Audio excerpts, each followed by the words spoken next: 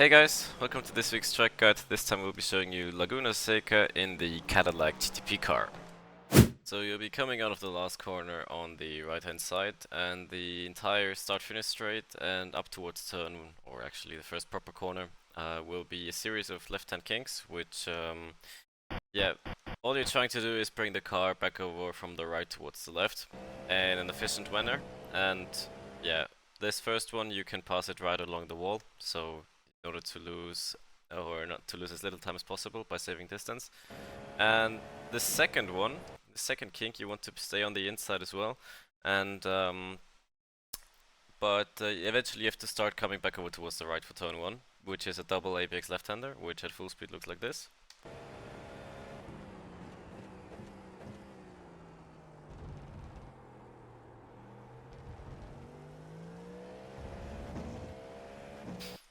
So as I've pointed out, this second of the two kinks you want to obviously make as much of an effort to lose as little time as possible by saving distance.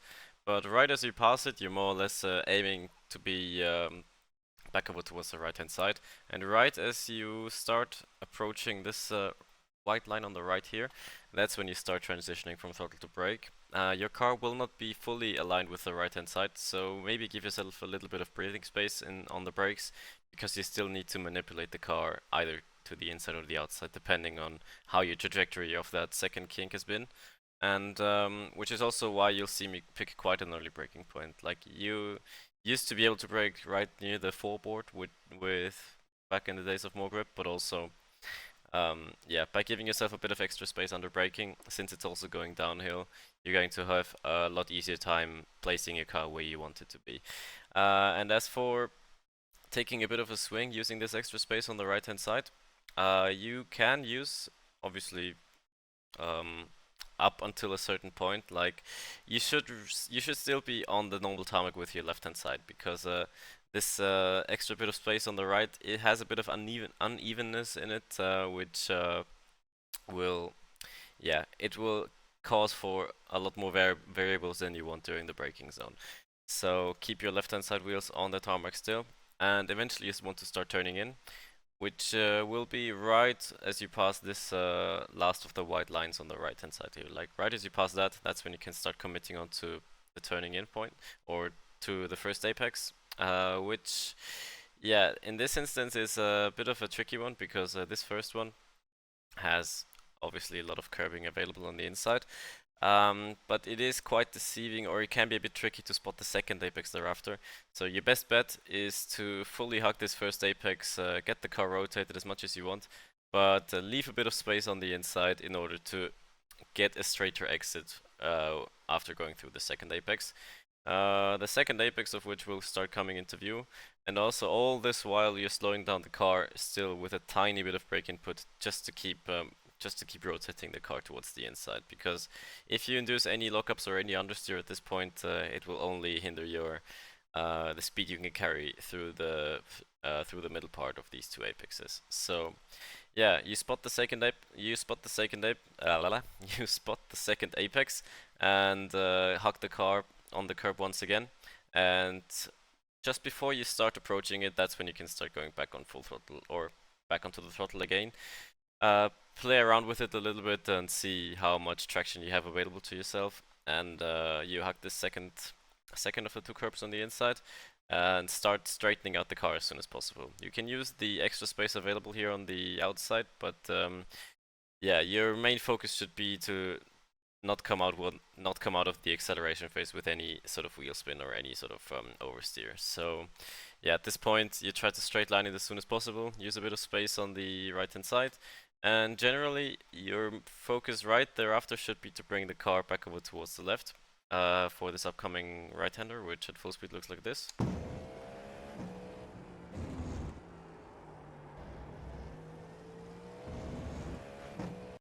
So right after you exit turn 2, more or less, as I've said, you'll come out on this curb right here, and you immediately start pointing the car back over towards the left.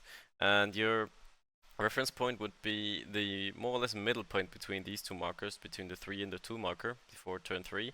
And right as you start passing this white line, which more or less marks the middle between the two markers, you start transitioning from throttle to brake once again.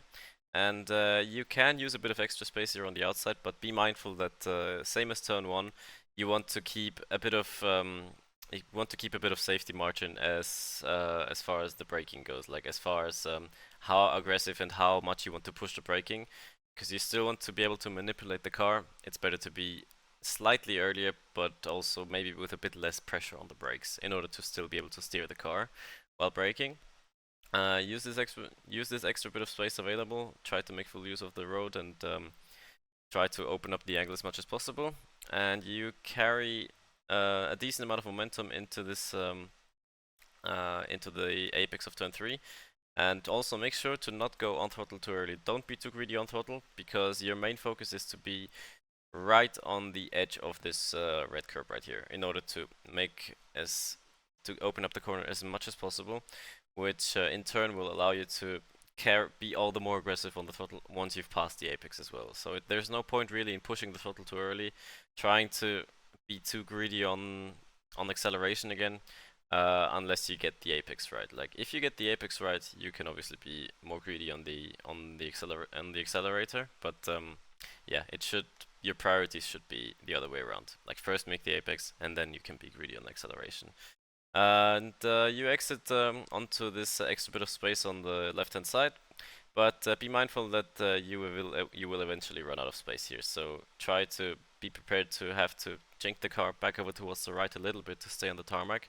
But right thereafter, you start realigning it with this curb on the outside here for turn 4, which at full speed looks like this.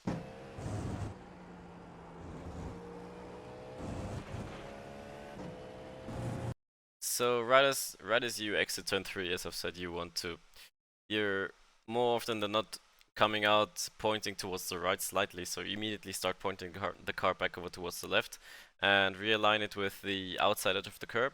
And right as you pass this, right as the 2 board goes out of view, that's when you start introducing a very gentle amount of brake pressure so as to not shift the weight forwards too suddenly. And yeah, you carry a bit of braking into the initial turn-in phase. Like you brake and you turn in quite simultaneously, so your brake input should be all the more gentle. And same as turn 3, your main focus should be to open up the apex as much as possible. Like you want to be right up close to the edge of this red curb right here in order to get the most space available. And only thereafter it makes sense to be greedy on the throttle once again. Same as turn 3, but with just a bit more speed, because it's a 4th gear corner rather than a 3rd gear corner. And yeah, as you've exited that, you want to make full use of the road available on the outside, obviously. Like you want to come out right up close to the dirt, but be mindful that the curb will eventually run out, and the dirt thereafter will eventually, or will also, once you go into the dirt, it will start to pull you towards it as well. So it's all the more difficult to get out of it. So be mindful that you don't want to push your luck too much on the exit of turn 4. And you bring the car back over towards the right for turn 5, which at full speed looks like this.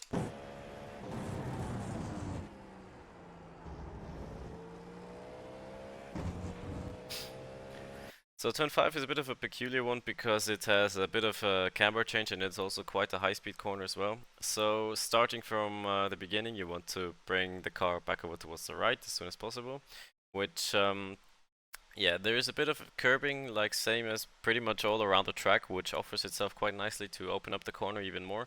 And your braking point is more or less this 3 marker right here. Like as soon as it starts going out of view, that's when you start committing onto the brakes.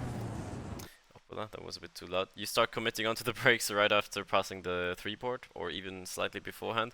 And it's a bit of an unusual early turn in here, because the extra space on the inside here will, like right around here, there's a camber change, which if you angle the car, or if you have the car angled towards the exit, and you fuck the curb beforehand, it will sort of pull you towards the inside on the exit of the corner. So be sure to hit the curb quite early on and hook the curb as much as you can and stay on the inside as long as you can, and only start opening up the throttle once you feel that if you're like a meter or 2 wider, the camber will start running out, and also there's more dirt and a bit less grip on the outside. As long as you've hooked it on the inside, the car will sort of be helped by the camber quite a lot. So you want to be a bit more patient on throttle here, and also on the exit, make sure to not go onto the curb right at the beginning of the curb itself, because if you go onto the curb right at the beginning, there's quite a severe bump waiting for you. So be be sure to only make the curb once you've passed the beginning of the curb itself. Like thereafter, you can make full use of it, pretty much no issue. But yeah, don't go over the curb too early. And yeah, you are coming up towards the uphill left-hand kink, which is quite a fun corner if you get it right, and quite a satisfying one as well.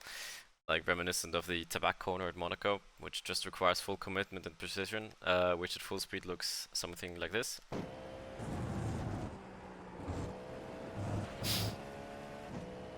So as you approach the kink, you will start bring the car. You will obviously gravitate towards the right because it's an upcoming left-hander. You want to open up the corner as much as possible.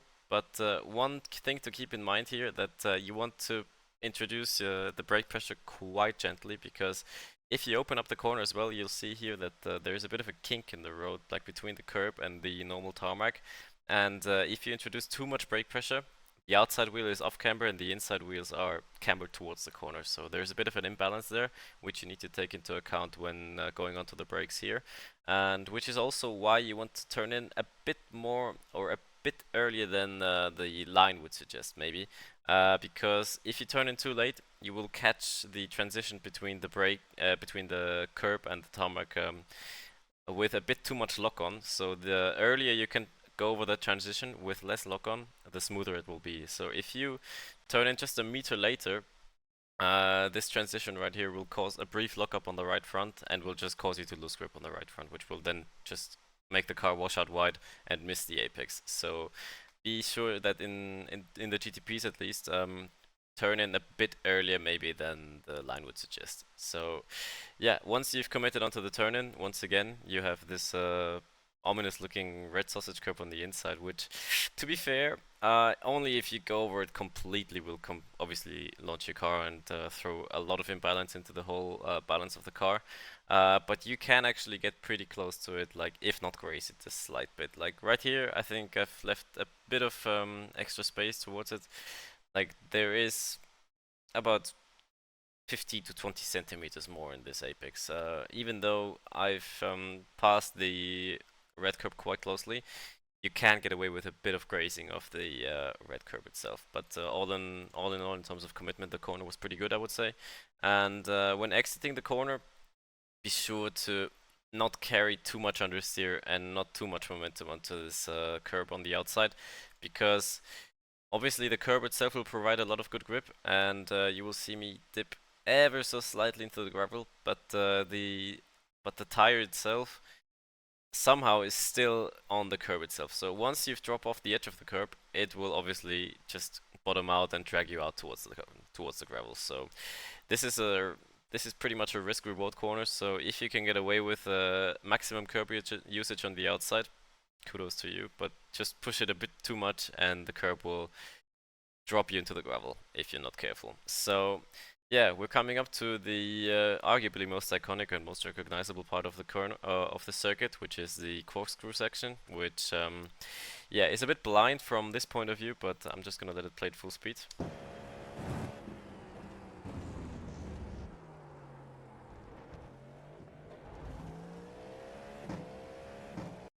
So as you exit the uphill left-hand kink, you immediately start turning the car back over towards the left, because you want to straight line it and just get as much of a distance-saving run up towards corkscrew as possible. And your first reference point would be to align the car with the left-hand side. And more or less as you pass the end of this left-hand side curb, you can also use this white marker on the track itself. That's when you start to make a slight jinx towards the right in order to realign it with the right hand side of the circuit, which can be a bit tricky because at this point it's still unsighted. But you have this 3 board right here to help you out. You step onto the brakes. Don't be too aggressive, because you're initially going uphill, but you'll first of all it will start dropping downhill after going over the crest, and also you'll bring your car, over a lot of potential imbalance over this right-hand side curb right here. So yeah, right as you right as you start approaching this three board right here, you will induce a bit more of a bit more rotation towards the right in order to fully realign it with the curb also going to the right. So yeah, make full use of the track available on the right, and all the while try to maintain as little steering movement as possible, so in order to avoid a lockup, but also make sure that you, on the brakes, you still have enough pressure going on to slow the car down, but also not too much in order to still be able to manipulate the car in terms of which direction you're going. So, yeah, you'll eventually start turning in, which will be right around halfway between the 2 and the 1 board.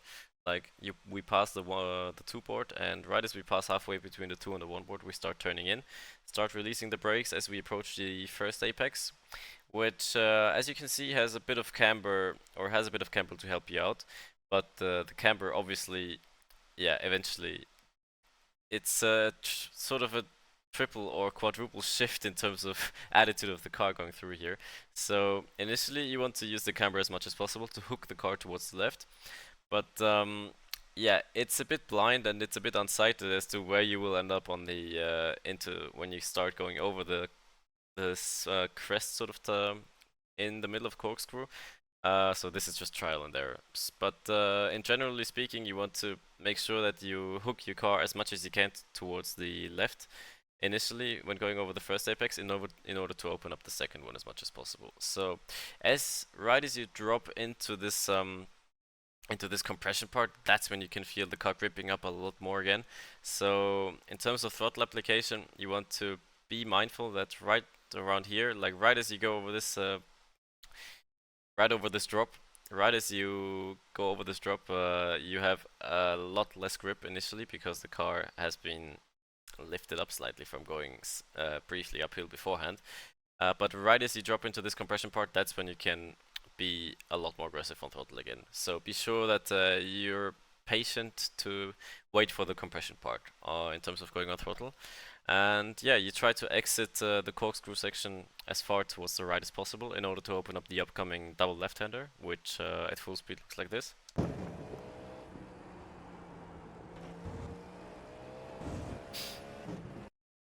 So exiting the corkscrew, as I've said, you more or less come out right around the middle of the track, and but try to keep it as far over towards the right as possible. First of all, to save distance, so as to not make unnecessary swings between the left and the right for the upcoming section, and also because there's no grip on the right hand side because it's the conventional racing line. And yeah, right as you start approaching, like right as you start turning in. Like this first part is sort of a setup part before you make the second apex proper. So this first part is all about feeding the front in and feel the car out, how much grip does it offer you, and how committed can you be in terms of how long you want to keep some throttle on. Eventually, right around here, you start transitioning onto the brakes, but be sure to not be too aggressive onto the brakes as well, because all the while you're turning the car into this second apex, the slower of the two. And make sure to hook this inside part of the curb available as well. Like, don't go over the red part necessarily. Same as the uphill left-hand kink, the red curb is quite smooth, but if you can help it, try to avoid it altogether, but get as close to it as possible. And you'll feel right around here that the car will start rotating even if you induce some throttle again. So this is more or less the point when you can start feathering in some throttle again, and initially it will be a bit of an experiment as to how aggressive and how soon you can go back to full throttle. But yeah, if you've not overloaded the fronts throughout the whole entry and mid part of this double left-hander, then you should be good to be on throttle quite aggressively quite early on in the corner, because there's a bit of camber to help you out as well. And yeah, try not to one last tidbit for as far as the exit goes on the second part, like try to avoid this transition off the curb altogether, because there's quite a severe bump right around here, which will just hinder your line coming back towards the left in order to get the optimum line for this next right-hander, which at full speed looks like this.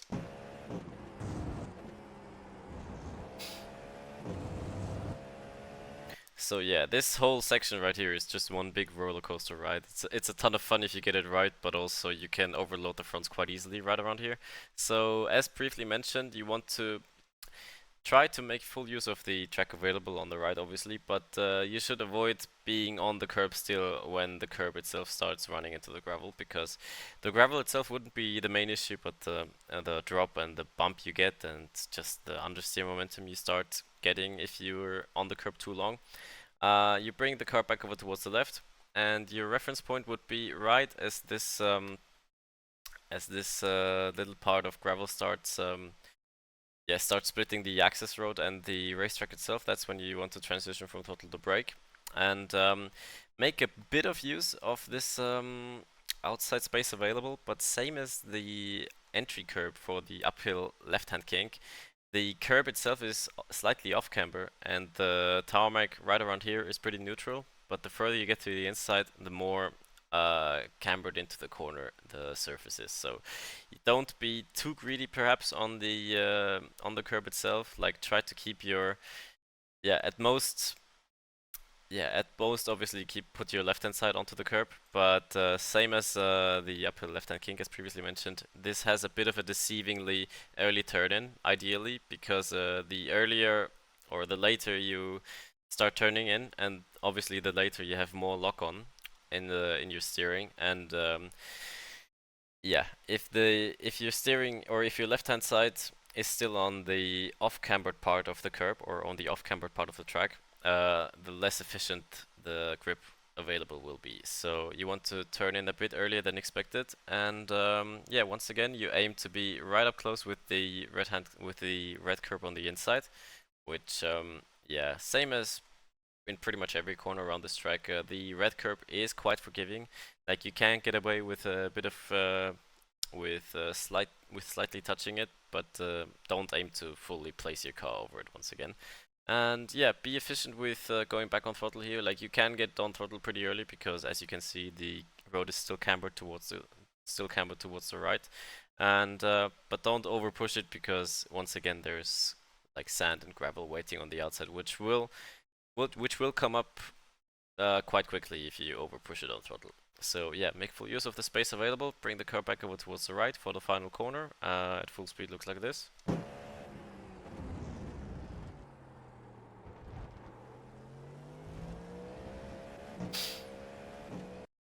So yeah, from the second to last corner, you'll be starting out on the far left hand side. You want to bring it back over towards the right as soon as possible, and you will not be able to realign it completely with the right hand side once again. So be sure to get a bit of an earlier braking point than usual, more or less right as you pass this 3 board right here. That's when you start committing onto the brakes, and give yourself a bit of a breathing room once again on the brakes, because you still want to be able to steer the car while braking.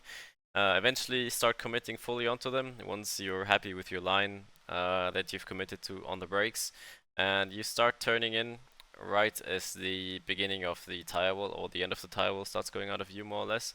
And you can aim to take quite a bit of liberties with this red curb right here. Like, in this instance, this is probably the smoothest out of all the red curbs that are on this circuit,